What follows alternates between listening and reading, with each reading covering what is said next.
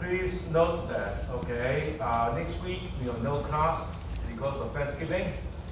And then after that, we have one more class on the 3rd, okay, one more class on the 3rd. And then our final exam will be on the 10th, okay? So that means you should prepare for your final exam during the Thanksgiving. Don't wait until then, okay? And the final exam, as I said, it will cover the whole semester, which is only 6 weeks, okay? So it covers everything, all right? So just want to remind you, okay? So prepare for it. For those of you who are taking my Saturday's math econ, you notice that you have 2 exams in 2 days. So prepare for it, okay? But of course, the math econ is open book. So you should definitely spend more time on this class than math econ. Yes? Just to double check, are we going to be in the same room, same time? Not for this class, okay? I think the room is, well, I'll remind you later, but the room, it should be Honey 435. That means upstairs, on the 4th floor. I have not been to that room yet myself, okay? The reason is somebody need to use this room on that day. So not me, the registration office put us in that room, okay? But it's an exam, so it doesn't really matter, okay? As far as I'm concerned. Okay, so now let us work hard. So now we're on page 55 in the notes. Again, let me remind you, I have skipped page 54. Okay, I have skipped page 53, and I skipped 52, okay, 51. So that means you are not responsible. You're not responsible for that, okay? So now today we move on to page 55. Again, today we have a quiz, okay, at 6 p.m. And now for this 1 hour and 45 minutes, we will talk more about uncertainty. So after Thanksgiving, we'll come back for market structure, okay? I'll spend 1 week on market structure. So although I cannot finish everything about uncertainty, but I have to make a choice, okay? Whether I do not want to spend all the time on uncertainty because you need to know something about market structure anyway, okay? But anyway, so let me talk about something called the mean variance analysis. So let me give you the background information, all right? Now, for a long time, okay, some of you may have some exposure to finance. In finance, we always say that when variance go up, our risk will go up. Actually, I mentioned that in my math econ class as well. When we talk about the variance, okay? So if you forget about it, okay, let me remind you. Let me also open that file.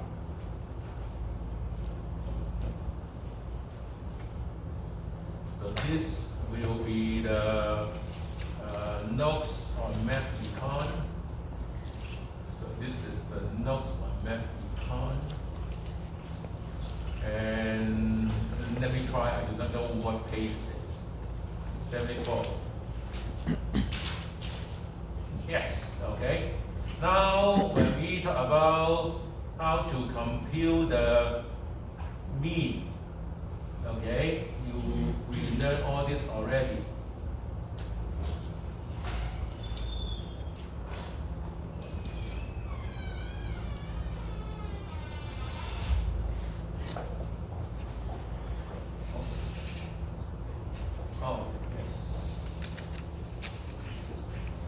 Okay, in this example, okay, this is on page 94 in the notes. I give you the example. I give you that, okay, 3 numbers. I have this is the variance.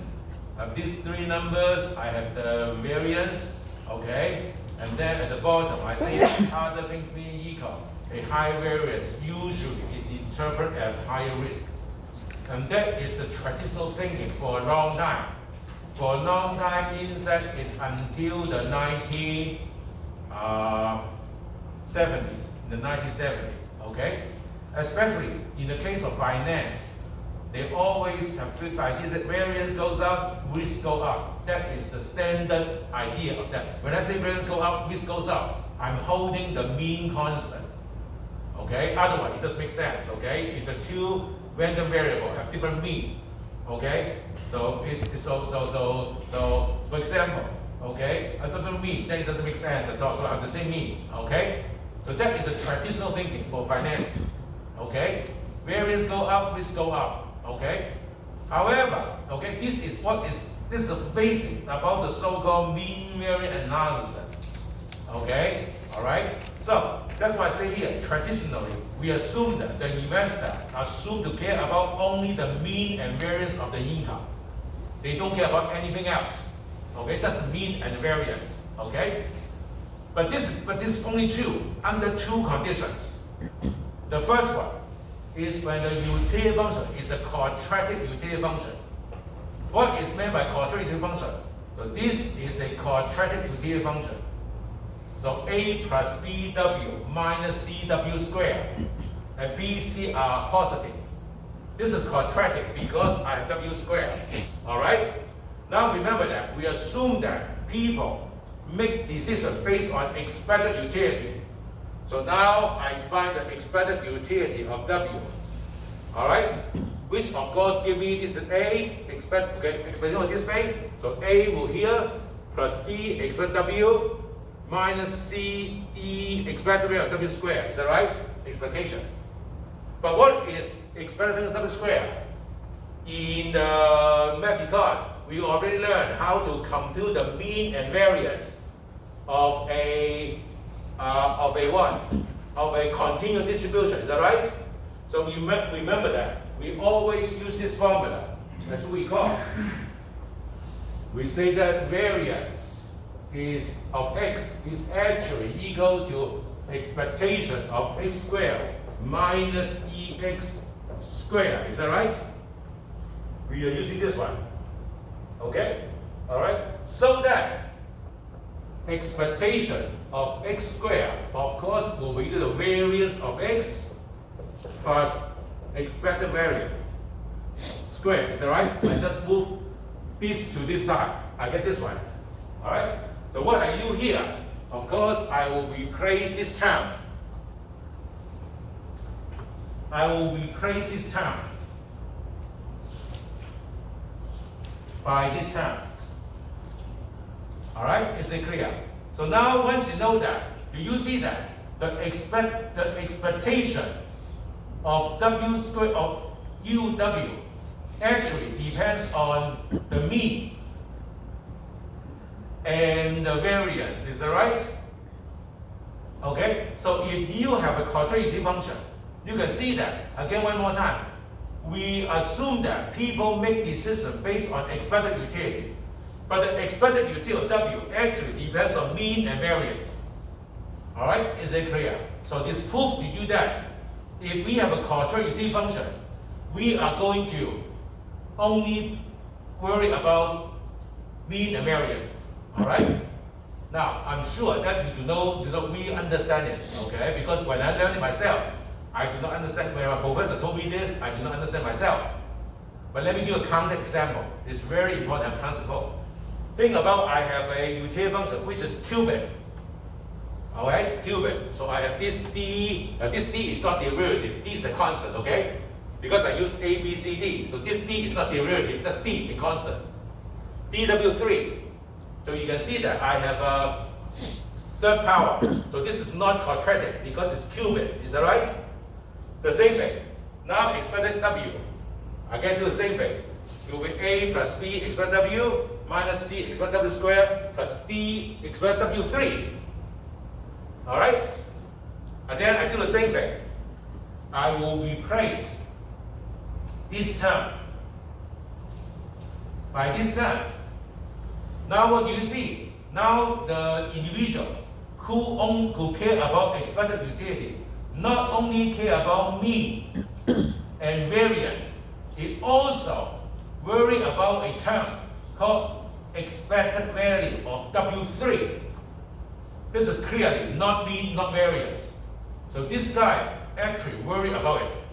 Okay? Is it clear? Alright? So you can see that if I have a cubic utility function, this guy worry more than mean and variance. So this is a counter example. But then you say that, well, we never used this utility function before. But don't forget that. Remember the Taylor expansion. Suppose I tell you that this guy have a utility function which is log 1 plus w. Now usually I log w, but why do I do log w, not 1 plus w? The reason is you know that, okay? When I do a Taylor expansion, I will expand around the point 0, okay? Think about it. Now, let me explain to you why I do not use this one. And this is the one, sorry. We use this one all the time, all right? But I want to make it into a polynomial. Remember that one use of the Taylor expansion is to transform into Taylor expansion. Is that right? It's transform to the transform to a polynomial. But you know that I cannot expand this function around the point 0. Why? Because fx is equal to fx star plus f prime x star, etc., etc. So now I have a log, if I expand log 0, okay, if I expand around the point 0, then you know that log 0 is undefined. So that is I cannot perform a Taylor expansion of this function around the point 0. Okay, is it clear? So instead I assume that my utility function is log 1 plus w. But we have done this one before, remember that? In math econ, this is one of the examples we have, okay? And to be honest with you, I don't remember the result. But you remember the result is it will be equal to a polynomial. Is that right?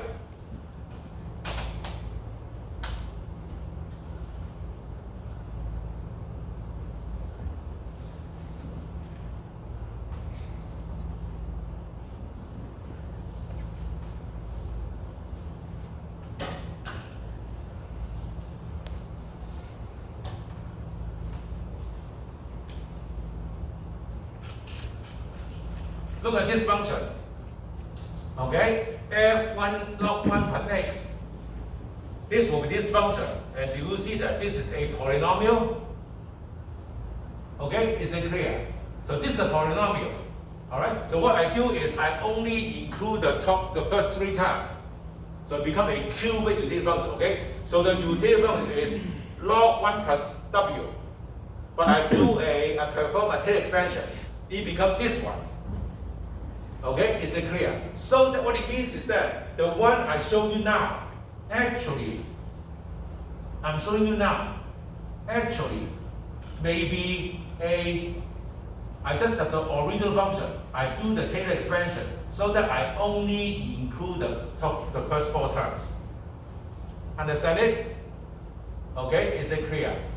So with this in mind, if I have this utility function, I can write it in this type of this form. Actually, with more terms, EW4, FW5, whatever. But the important thing is that if you do the same thing, I care more than mean and variance. I actually care about this term. Okay, is it clear? All right. So if I have a quadratic utility function, then I only care about mean and variance. But anything else, I will work more than mean and variance. Okay, that is the proof that why the mean variance analysis does not work. If you have taken any class in finance, they talk about mean variance analysis all the time, but this does not work. It works only if you have quadratic utility function. Yes? Oh, I was going to ask, so we just mainly care about if it's recognized as the same identity where it's the w squared and then we just do the term? Yes, okay. For this one, I only care about mean and variance. But for this one, I care this term as well. And this is not mean, not variance, more than that. Okay. Okay, is it clear? And then the logic is, this is a utility function we use all the time, which you know that I can write in the form of a polynomial. But once you more than 2 terms, more than w and w squared, Whenever you double 3, double 4, double 5, you will worry more than mean and variance. That is the logic. Okay, is it clear? So if I have a constraint utility function, I only care about mean and variance. Any other utility function will worry more than that. All right? But then the question is, well, what's the problem with it? All right, what's the problem with it? Because after all, okay, when we say that we assume that utility function like this, we assume the utility function like a Cartopoulos, for example. It's all about the assumption, okay? Okay, so again, it's a story. But what's wrong with this utility function? Why do we hate it? There are two reasons.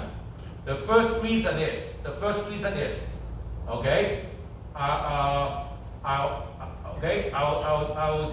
that is there, okay, it is here, okay, drawbacks of assuming a constraint utility function, all right? Look at the utility function. This is UW equal to A plus BW minus CW squared. Okay? No. Let me see. Yes, CW squared. Okay? So this is the utility function. All right? Now, what is the marginal utility? Of course, will be minus 2 CW. Remember that A, B, C are constant. So U prime will be B minus 2 CW. Okay? No matter what B, okay? And then you can see that if W is equal to B over 2C, then U prime W will be 0. Do you see that? What you do is that you just set it equal to 0. You solve it out. You find that if W is equal to B over 2C, then U prime W will be a 0. Do you see that? And then when W is bigger than B over 2C, U prime W will be negative. Alright? Is it clear? Alright? So good? Now the idea is, what are the value of B and C? You can put me any number. Any number. For example, I can make B very big. Let's say B is equal to 10,000, which is very big. And then I make C very small. Let's say 0.005. Alright? But still, in that case, what is B over 2C? Will be 10,000 divided by 2 times 0.005, which will be 10,000 divided by 0.01, become 1 million, if assuming that my calculation is correct. But what does it mean? With this number, you see that when my W is more than $1 million, I already have negative marginal utility. Okay? Now you and I may not have $1 million, but there are lots of people have $1 million, is that right? And do you think those people have a negative marginal utility of income, of wealth? I don't think so, is that right? Okay, is it clear? Alright? For 99.9% of us, when we have more money, we should be happier. So that our utility, advantage is positive. For 99.999% of us, it's like that. Maybe the only one who is negative, maybe Bill Gates, whatever, the richest person in the world. But even Bill Gates, I think he will be happier when more money. So I don't think there are too many people, okay, when income goes up, they are not as happy as before. Now, marginal utility being negative means that when you have more income, you're actually less happy than before. Okay? So that means this utility function is not very realistic. Okay? Is it clear? So good? Now, but this is not the biggest problem. This is not the biggest problem. We can prove that if I have a quadratic utility function, if there's only one risky asset and one safe asset, just like the portfolio choice theory that we learned before, is that right? You're going to see that tonight for sure. Okay? You can put the money in the bank, you have a sure return, that is considered a safe asset. Alright? And then you have the risky asset, put the money in the stock. If I have a quadratic utility function, you find that the investor will hold less of the risky asset when he becomes richer. That is when W goes up. they actually will put less money in the risky asset. And this is not consistent in the real world observation. All right, is it clear? Now remember that, what is economic theory? All right, economic theory are models. And then, okay, we are not like the physical science, where we actually can perform an experiment to test whether the theory is correct or not. So in economics, okay, what we have to do is to observe the behavior of the people. Of course, nowadays we have a field of economics called experimental economics. For those of you who are interested in it, you may want to take Professor Garza's class next semester. She offers the experimental economics. She is expert in it. Okay, she's expert in it. Okay, and I don't know anything about it. Okay, because when I was a graduate student, there's actually no such field of experimental economics. Okay, or Professor Garza is much younger than I am. Okay, and so her specialty is experimental economics. So if you want to learn it from her. Okay, all right. So nowadays we can do experiment. Okay, but in the past we just observe the behavior of the people, and then try to see whether it's consistent theory. All right, and we don't see this in the real world. Wealth goes up. People actually put more in the risky asset. Okay, is it clear? That's why this model is not consistent with the real world observation. So this is the biggest problem. Number one is not a very big problem. Number two is the big problem because it's not consistent. Let me show you the proof. Okay? Suppose that two assets, each costing $1 per unit, and the income yield by each is as follows. For asset A, MA for sure, this is a safe asset. This is a safe asset. For asset B, you are going to mean M bar B and the variance MB. All right? Is it clear? Remember that if you are quadratic utility function, you only care about mean and variance. So I only talk about the mean and variance and nothing else. Okay? Now, the individual has wealth W and spend X on the risky asset and W minus X in the safe asset, just like the portfolio choice theory. All right? Okay. Now this is the problem facing the individual.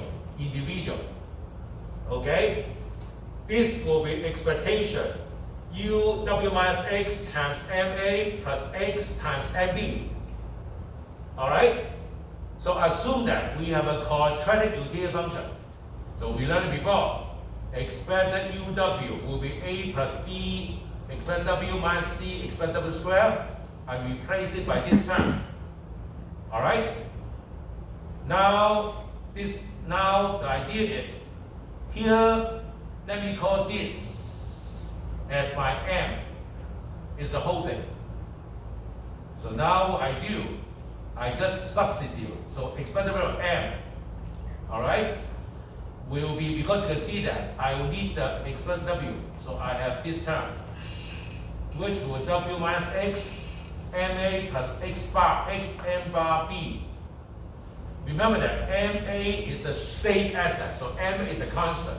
But MB is random, it's risky. So the mean is my M bar B. Okay? And the variance of M, and you know that. I hope you still remember it. Okay? The variance M will simply be X squared variance B. Okay? Now remember that.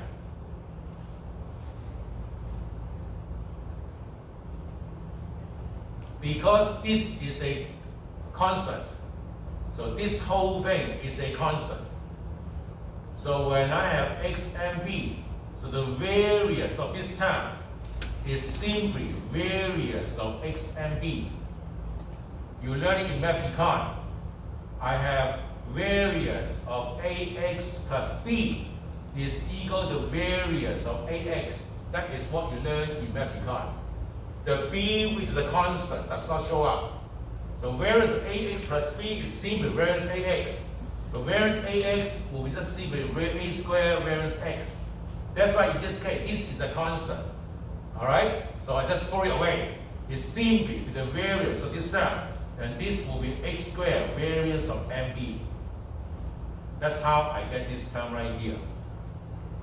Okay?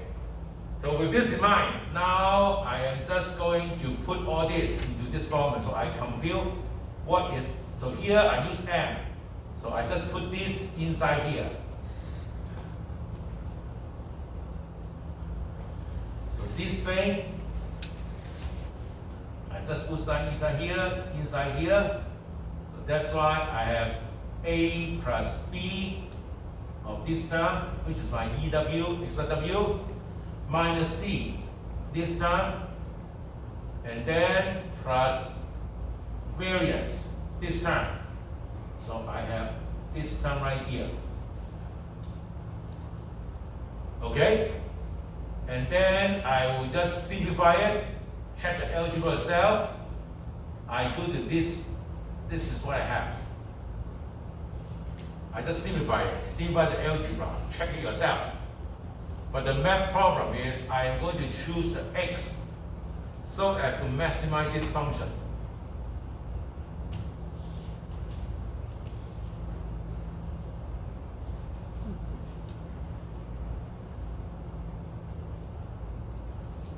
Okay? Just check the algebra. Now the first order condition will be easy. I differentiate x, so this is my first order condition equal to 0. Alright? Now, before I go on, there is something very important. I know that in this story, MB bar must be bigger than MA. MB bar must be bigger than MA. Why?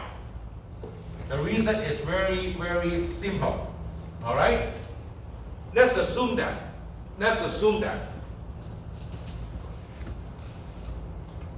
Okay, I have two assets. Okay, this is A and B. Okay, A and B are two assets. This is a safe asset. This is a risky asset. This is a risky asset. All right? All right? Let's assume that. Okay? Let's assume that the original price, okay, the price of this asset is $1. This is also $1 at the very beginning. All right? Is it clear? And then, what is my expected price? Let's say 1 year from now.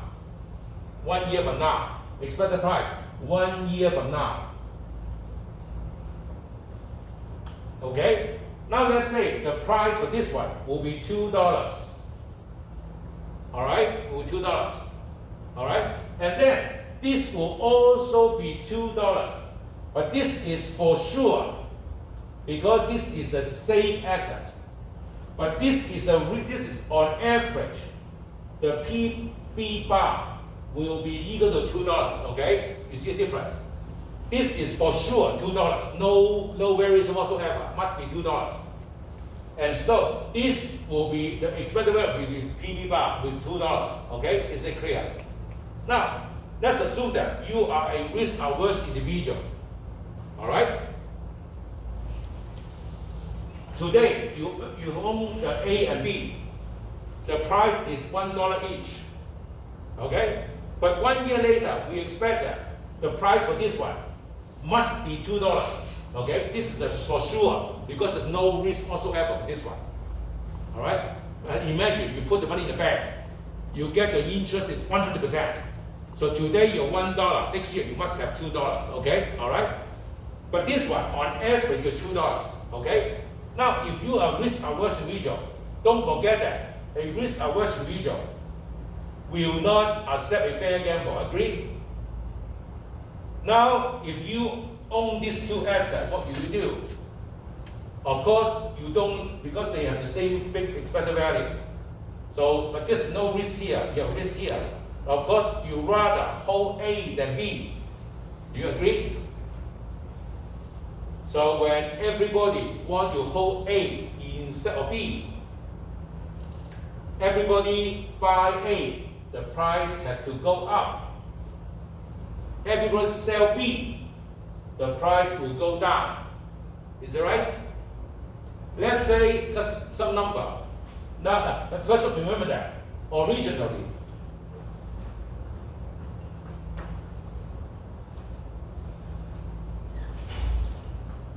the return of the asset is 100%. This is also 100%, but this is for sure. This is only the mean is 100%. Is that right? All right. But now suppose because everybody move away from B to A, the price let's say go to $1.1. All right, $1.1. Then do you see that now the return will be less than 100%? Agree? $1 to $2 will 100%, but 1.1 to $2 will be less than 100%. Okay, is it clear? But this one, let's say the price go down to 0.9. Now the expected return will then more than 100%. Is that right? So then again, there's no So then because of the market reaction to it, we expect at the end the return for the S&P must be bigger than the sure return. Okay? Because if they are equal, just like the beginning, people will sell B and buy A until MB bar is bigger than MA. Alright? Is it clear? Understand the logic? So that is why we have this one right here. What we have here, okay? Now I just do the first order condition. I'm not going to do it for you. You can just do it yourself. Make sure you do it yourself, okay? I may ask you this in the final exam. Well, put it this way. No matter what I teach you, you may see it, okay? So you should prepare for everything. You take a derivative, okay? You set A equal to 0, first order condition. You do the math. At the very end, you find that this is x. This is the formula. You do the algebra. Okay? And then after I get this, I'm going to compute dx dw. What is the meaning of this? Again, I told you before, in math econ, I teach math. But in this class, I teach economics. So I'm not going to do the calculus for you, because you should know it very well already. But I just tell you the meaning of it. I'm asking, when W goes up, what happened to my X? I do the math, dx dw. This is what I get. First of all, because MB is bigger than MA, I have M bar B minus MA bigger than 0. So this is positive. This is positive. The square term is positive. The variance term is also positive. But now I have minus sign here, which tells me this is less than 0. So I find that if I have a quadratic utility function, W goes up, I actually will put less in the risky asset. And this is inconsistent with the real world. That's why we do not like the quadratic utility function. Okay? Again, the idea is, if I have a quadratic utility function, then we only care about mean and variance of the asset. Alright? However, if we assume that people have a quadratic utility function, then we expect that when W goes up, when they are wealthier, they actually put less money in the risky asset. And that is not consistent with the real world. So that's why we don't like the quadratic function. Understand the logic? Okay. Go through the algebra yourself, the calculus yourself. It's very straightforward. Okay, you guys are good at that already. So, but anyway, let's go back earlier. Again, I said that under what condition I can use the mean variance analysis. The first one is the utility is quadratic. Alright, I showed you if quadratic, it works. But I also tell you what's wrong with conservative function. That's the first thing.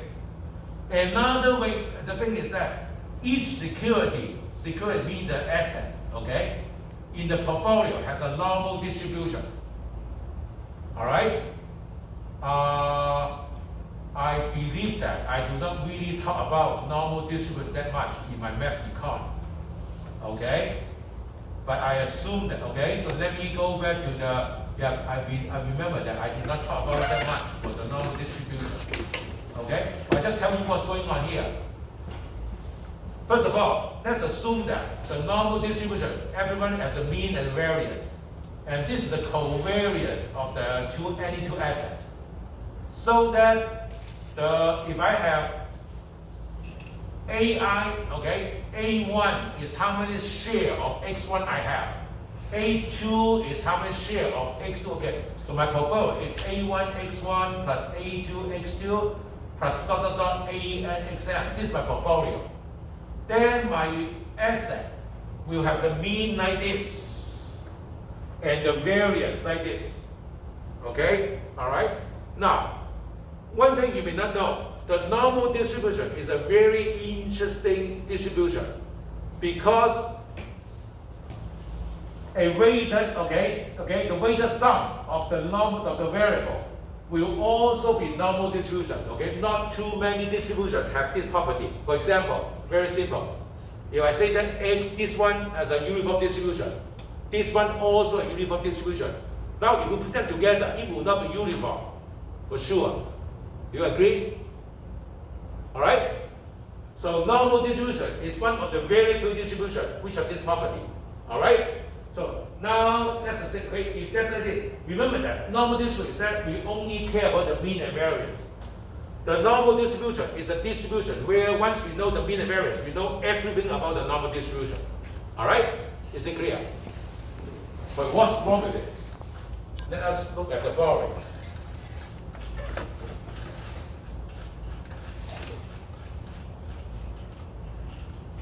So drawbacks of assuming each security in the portfolio has a normal distribution. All right? I'm going to talk about something called the mutual fund separation theorem. All right? So this is the wording of this theorem. So let's not look at it for the time being. Let's not look at it for the time being. Okay? Let me show you a graphical thing. All right? Do not read the yellow thing. I'll talk about it in 2 minutes. First of all, let's assume that there are only two security or asset, X and Z. All right? Each is perfectly divisible. That means you can provide 0.1 of it, 0.2 of it. Okay? And then 1 unit each costs the investor all is wealth. So all the wealth you have can allow you to buy 1X or 1Z. All right? And X is normal distributed. And Z is also normal distributed. All right? Is it clear? So now let us look at the picture. Okay? Let me draw the picture on the board. Okay? If you guys cannot see it clearly, let me know. Okay? Those of you who sit at the back, if it's not clear, let me know. First of all, I have this is called sigma. Let me make sure that I use this notation. Yes. Okay? This is the mu. Mu is the return, is the average return of the asset. This is the standard deviation. And standard deviation is a measurement of the risk. Alright? Now, if I put all my money in X, I will get this point. This is sigma X, and this is mu X. Okay? If I put everything on Z, I will get this point, which is sigma C and mu Z. Alright, this is point C, this is point X. If I put everything in the X, I will get this expected return and this risk. If I put everything in Z, I'll get this expected return and this risk. All right? Now, make sure you understand that. This point always to the upper right corner of the point X must be like this. All right? The argument is similar to the argument over there. All right? Okay, so let's assume that the same thing. If whatever, okay, at the very beginning, X and Z, you have the same return. Again, how do I compute the expected return? The same story. This is today's price. It's $1. I expect PX is equal to $2. This is the expected price 1 year from now. Similarly, today PC is $1. And then I also expect that 1 year later, the price of C is $2.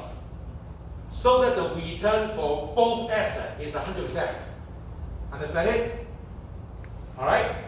However, I tell you that this one have a sigma X. Okay, sigma X. And then this one have a sigma Z. Okay, so this is less risky. Again, because I say that I have a normal distribution. For normal distribution, we only care about mean and variance. So that a smaller sigma actually means smaller risk. Okay, is it clear? So let's assume that this is the beginning of the story. Both assets give you the same expected return. These two are equal at the very beginning. But this has less risk than this one. So what will the investor do? Most investors are risk averse. Both assets give the same return, but this one is less risky. So what we do? Just like before, you are going to buy this one because it's less risky, is that right? And you are going to sell this one. When you buy this one, the price today will go up. Okay? Let's say it goes to 1.1. So now the mu X must go down. And when you sell this one, the price must go down today. But it won't change the target price 1 year from now. So the mu Z will go up. Understand it? There's no law say that higher, you must have heard about this statement. Higher risk must come with higher return. You must heard about this statement, is that right? Even if you don't invest in the stock market, you must heard about more risk, more return. But there's no law saying that. It's actually the market will make it happen. All right? So when this one, you can see that when these two assets have the same return, but this one is less risky, then everybody will buy X and sell Y, sell Z. So when the price of X goes up, the return will go down. But when the C price goes down, the return will go up. Because the price may go down to 0.9. 0.9 go to 2 will make the bigger system higher. So higher risk always come with higher price. That's why when you draw a diagram, this point must have this relation, must be, because the market makes sure it will happen. All right? Understand it? Higher risk, higher return. For your information, historically, I always ask students to reproduce this theorem in the text. I expect I'll do the same thing this year. I always ask the students. All right?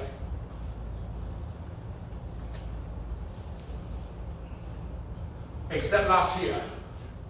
Because last year we have open book exam. There's no way I can ask this question. But when I have closed exam, I always ask this.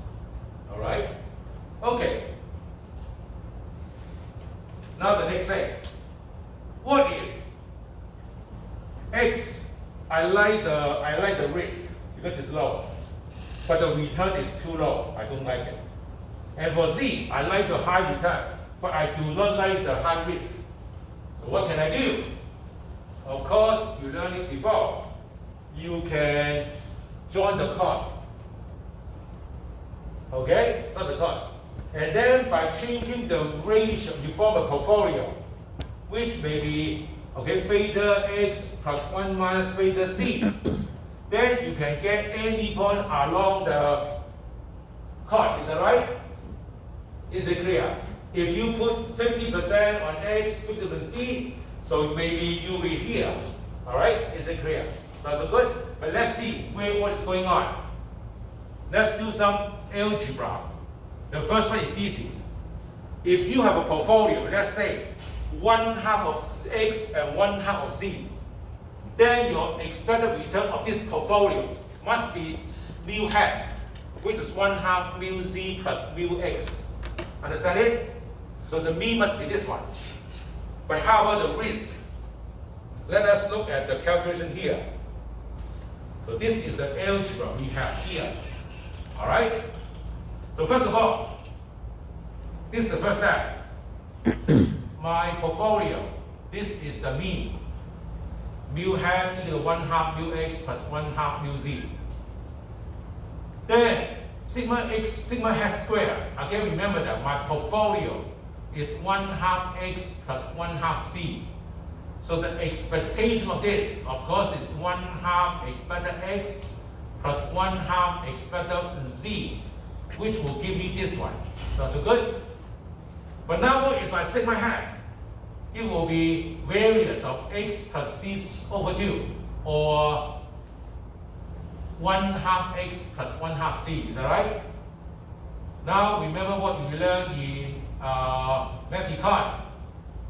Variance of x plus y is variance of x plus variance of y plus 2 covariance x and y. We learned it before. Okay? So now in this case, my so-called x is actually 1/2 of x. My so-called y is 1/2 of z. Alright? So that the first term I have will be variance of x, which will be this term. And then variance of y, it will be this term. And then this term, which is 2 covariance xy, will be this term. Okay? Is it clear? One by one, is it clear? And then this one is equal to this. Do you see that? Again, variance of ax is equal to a squared variance of x. Is that right?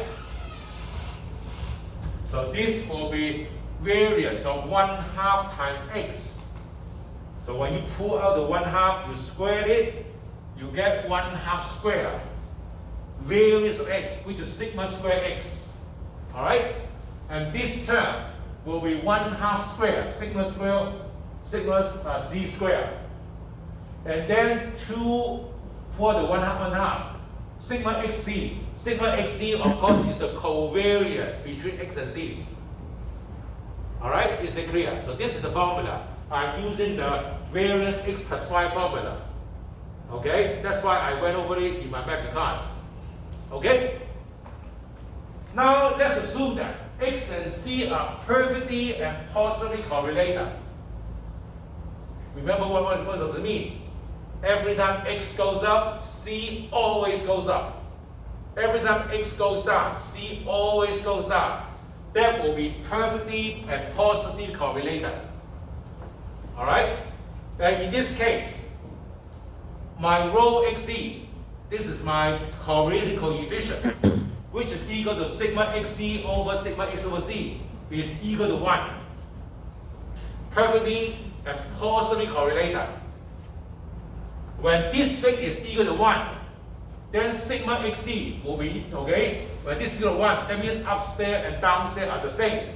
So I have sigma xc equal to sigma x times sigma c. Understand it? Understand the algebra? Okay, because you will, when you do it in the final, you have to reproduce the whole thing. I mean the whole thing. Okay? Otherwise, you cannot solve everything. And okay? Alright? So in general, if you understand something, it will be easier to remember it. If you don't understand something, it will be more difficult to remember it. Okay? Agree? If you do not speak Spanish, for example, if I ask you to remember a paragraph in Spanish, it will be very difficult because you don't understand it. Alright? But if you understand it, much easier. That's why try your best to understand it. Alright? So now, but anyway, I have this term right here. So what I do here is I'm going to substitute for this term so that you can see that this is the same formula that we have earlier. So what I do, I will replace this sigma xc by sigma x sigma c. Do you see that? I'm using this one and I just substitute for it. But when you look at this term, it will be this term. Don't forget that x plus y squared is x squared plus y squared plus 2xy. Is that right? So when you look at this, this is actually this term. Okay? So what you get is you get this yellow thing is equal to this yellow thing. So that when you take square root of it, you get sigma hat is equal to 1/2 sigma x plus 1/2 sigma c. Alright? That's it. You are going to be right at this point. Now, if there's anything unclear, please ask me.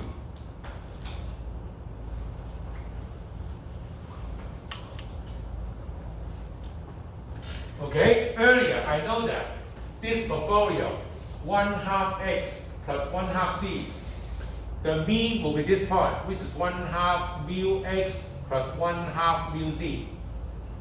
And then if my rho, the correlation coefficient is equal to 1, I will also be here 1/2 sigma x plus 1/2 sigma c, so that I will write at the midpoint.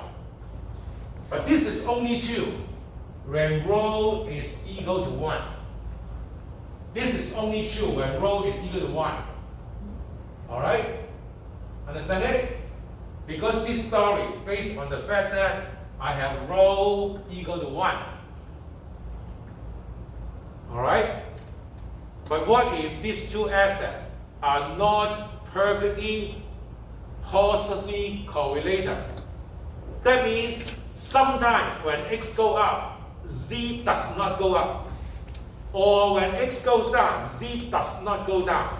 So they do not go up, down all the time. In the real world, very few assets always go up and down together. Is that right? There's always some assets which do not move together all the time.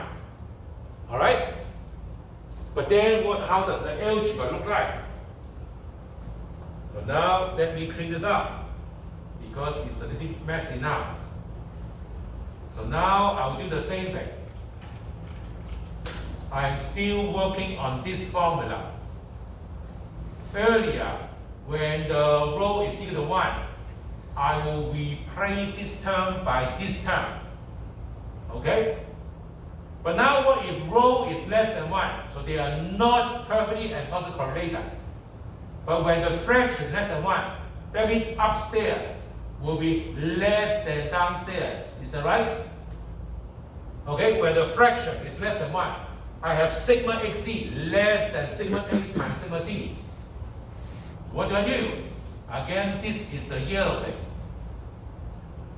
Now I replace the sigma xc by a potentially bigger sigma x sigma c. Because sigma x sigma c is potentially bigger, so I establish this bigger than sign. So the right hand side is bigger than left hand side. Alright?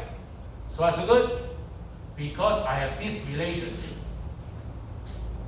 But then you realize that this thing, just like before, is actually equal to this.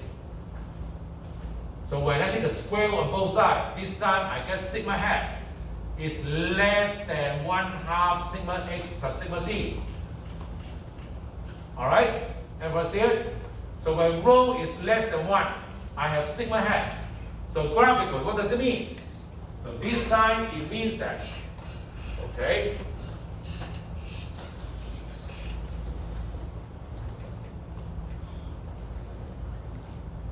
Oh, no other color. Okay.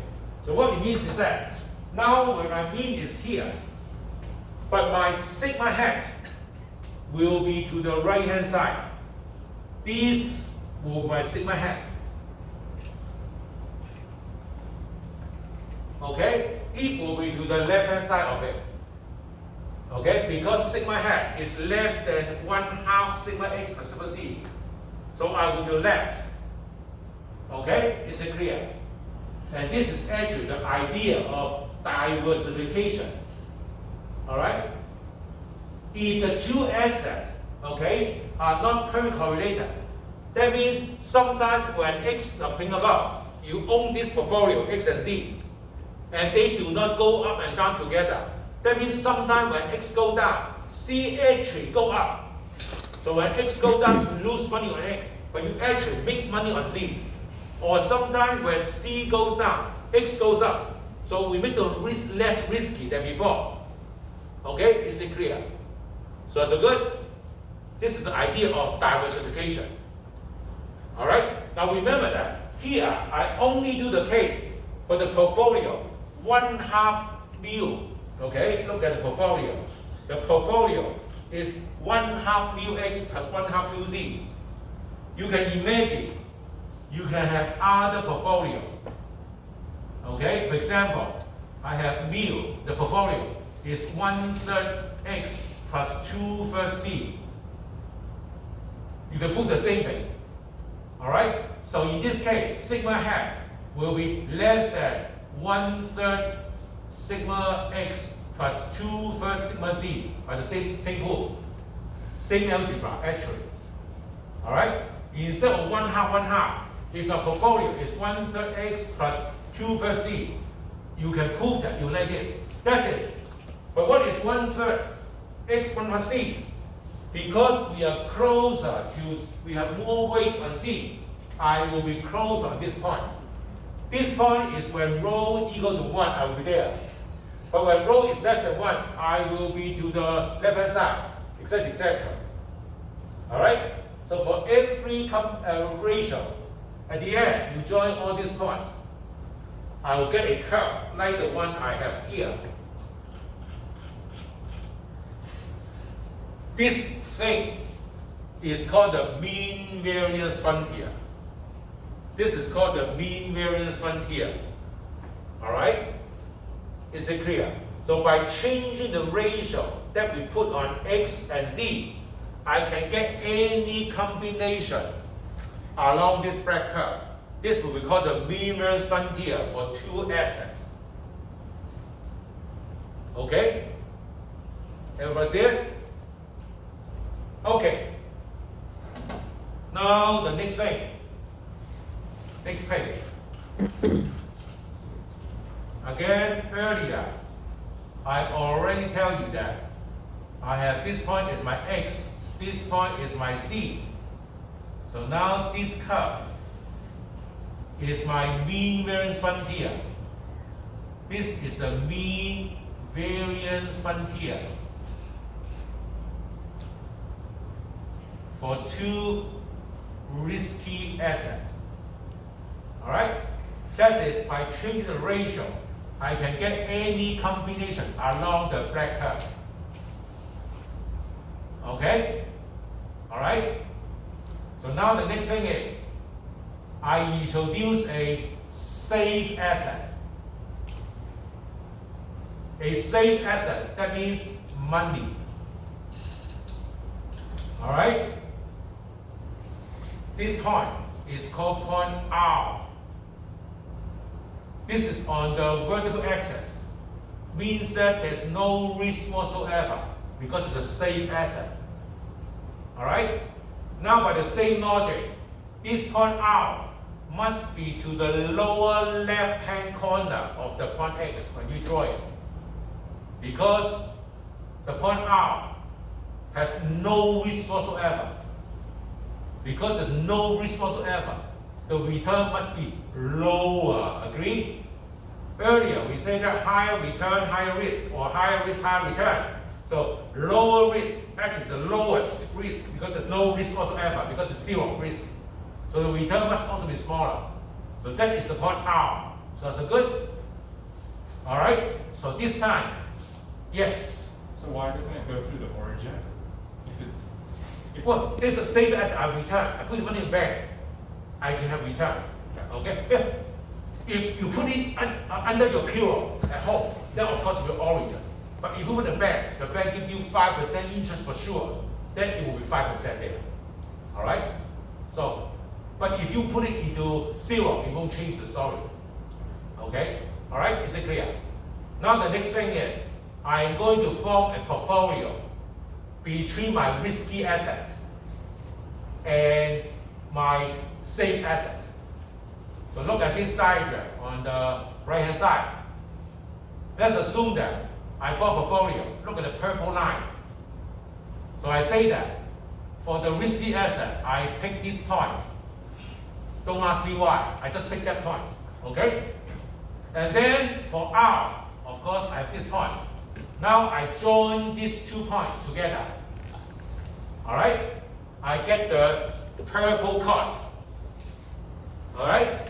So by changing the ratio of money I put in the risky asset, X and Z, or cash, I can go any point along the purple line. Is that right? Imagine you put 1/2, you're right in the big point. Okay, is it clear? So now the story is, if you do that, you are stupid. Why? Let's consider this point instead S prime. Now I form a chord joining R and S prime. Okay? Imagine at the very beginning, you pick these points. I call it point 1. Alright? Now consider the point 1 prime, which is on the black dotted curve. Do you see that? 1 prime is better. Why? They are on the same vertical line, they have the same risk. But 1 prime is higher return. So 1 prime must be better than 1. Do you agree? This is when you look at it vertically. Or how about I go to 1 double prime, which is horizontally. Now when you compare point 1 and 1 prime, again point 1 is here, 1 prime is here. Do you see that 1 and 1 prime give you the same return? But 1 prime, 1 double prime has less risk. So good? So you can see that. Give me any point on the purple line, I will be able to find another point on the black dotted curve. Either same risk, higher return, or same return, lower risk. Okay, I will say that any point on purple line is dominated by a point on the black curve. Alright, is it clear? But the same logic, how about I move to this point as double prime? Again, I join the chord, something like that. I don't draw it well, but I hope you know what I mean. Is it clear? Alright? You keep on doing it until you go to the black, the blue curve, which is a line joining the point P and the point R.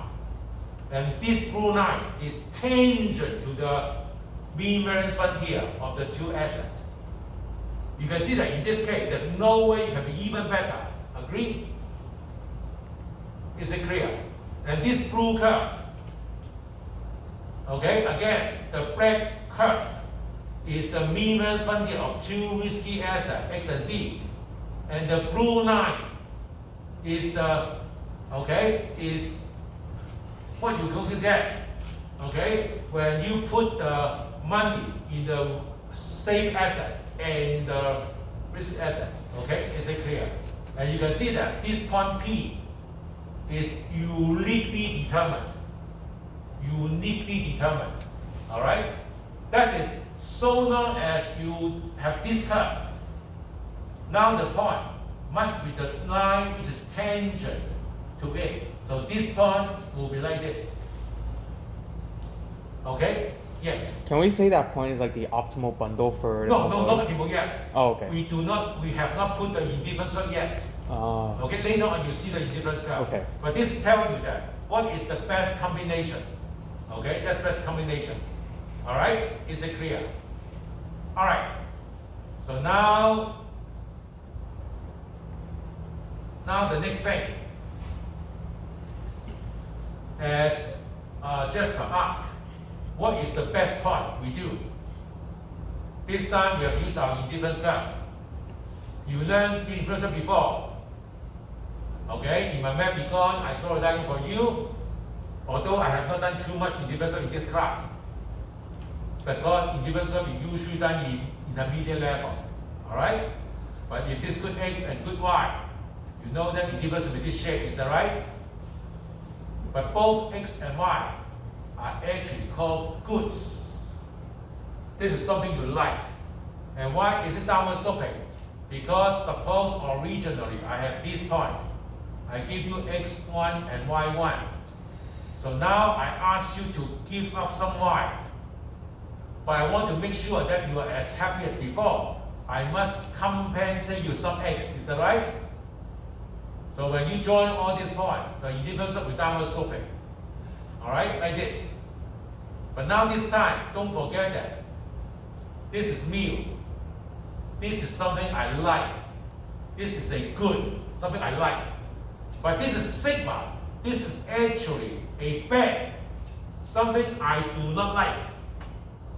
So that if I tell you at the very beginning, at this point, I have mu1 and sigma 1. All right?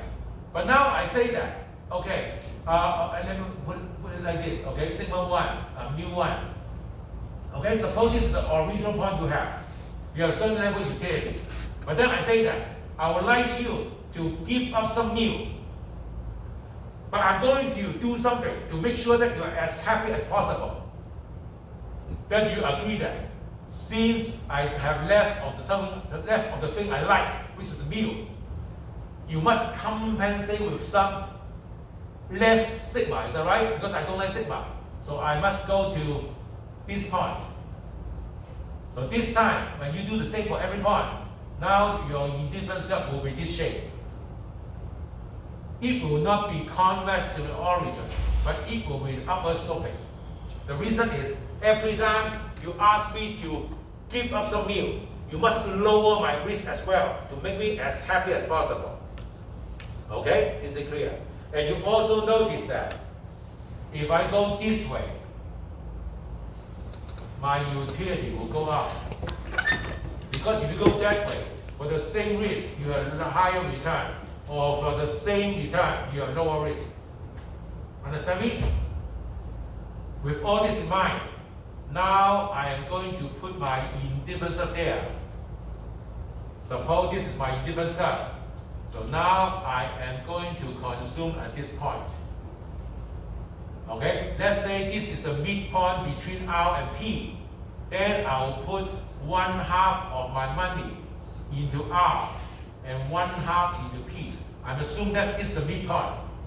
Okay, is it clear? It may not be the midpoint. I just assume that it's the midpoint between R and P. All right, is it clear? So look at this diagram. So now let's say, okay, I am. Let's say you are miscreen. Okay, you consume at this point.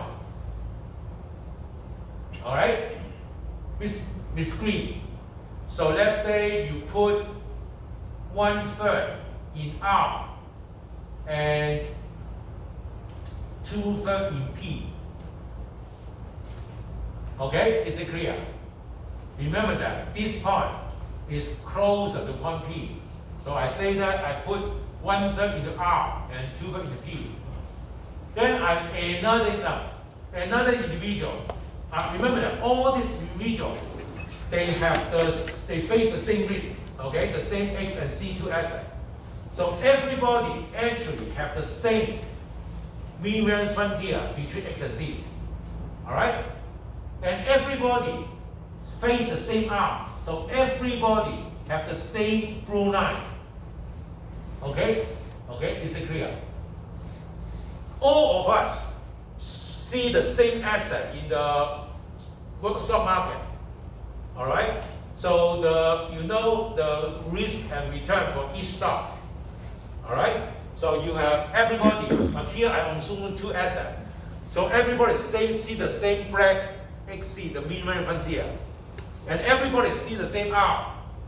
All right. It's in the market, and then everybody see the same blue. All right. But how much money they put in the risky asset or portfolio of the cash depends on who you are.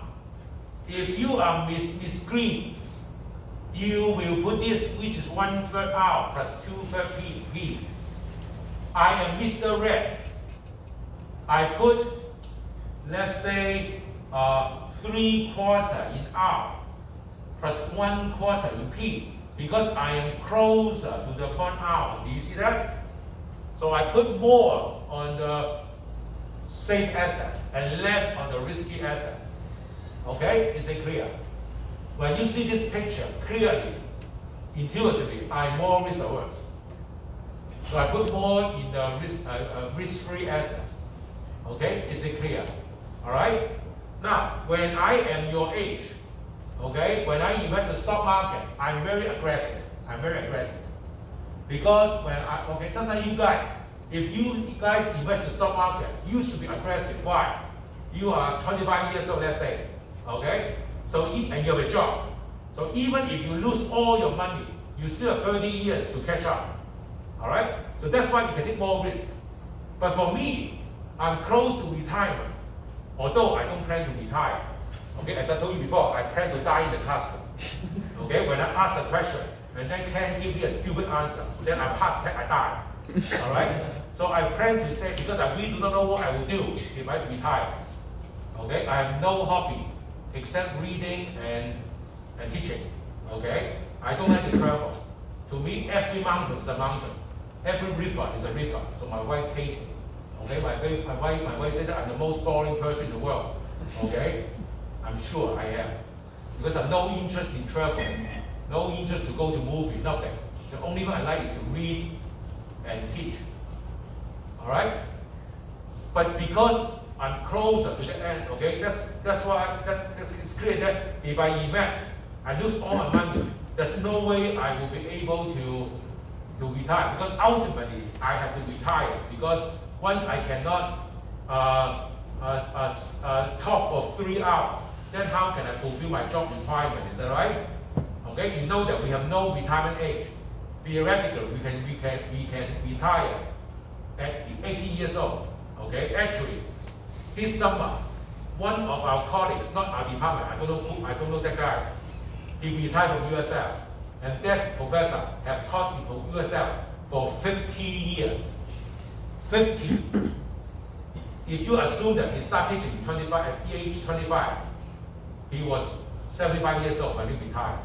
Okay, that was my target. So I still have quite a few years to go. All right, is it clear? But anyway, because I'm much older, I cannot take the risk. Is that right? So I like this. Okay, all right. But one thing is very interesting. No matter whether you misread, Mr. Red or Miss Green, we always will buy the same portfolio in the risky asset, because this P may be 40% of X plus 60% of Z, because this fund is fixed for everybody. So everybody will own the same ratio of the risky asset, 40% X and 60% Z, so that Miss Green, it will be equal to 1/3. Sorry, change the number, like the ratio. So 70%. So it will be 30% of R plus 70% of P. And P is 40% of X and 60% of C.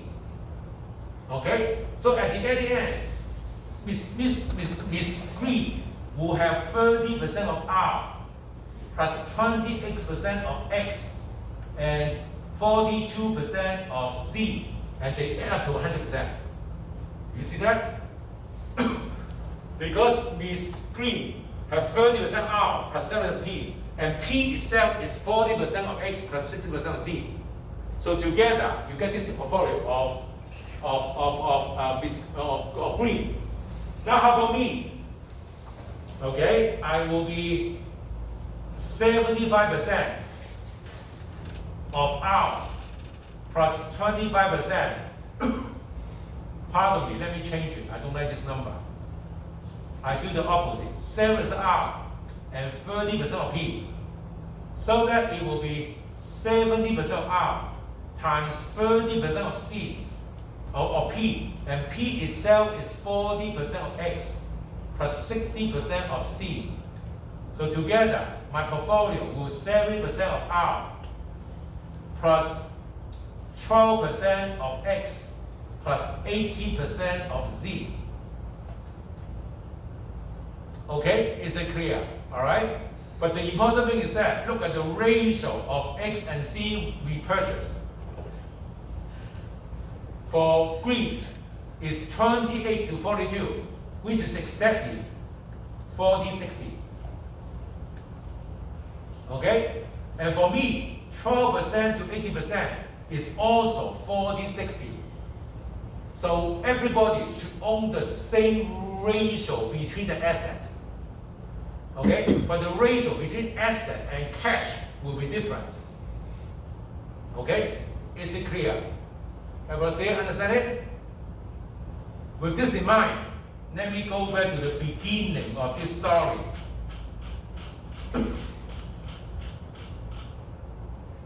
Mutual separate theorem. If there is a risk-free asset and condition 1, that means quadratic utility function, or 2, all the assets are normally distributed, all right?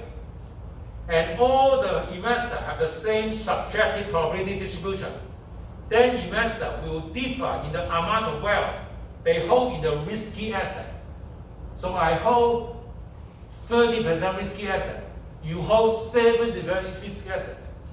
But we hope that the fraction of risky asset devoted to each particular risky asset will be the same. Okay? Is it clear? That is called the mutual fund separation theorem.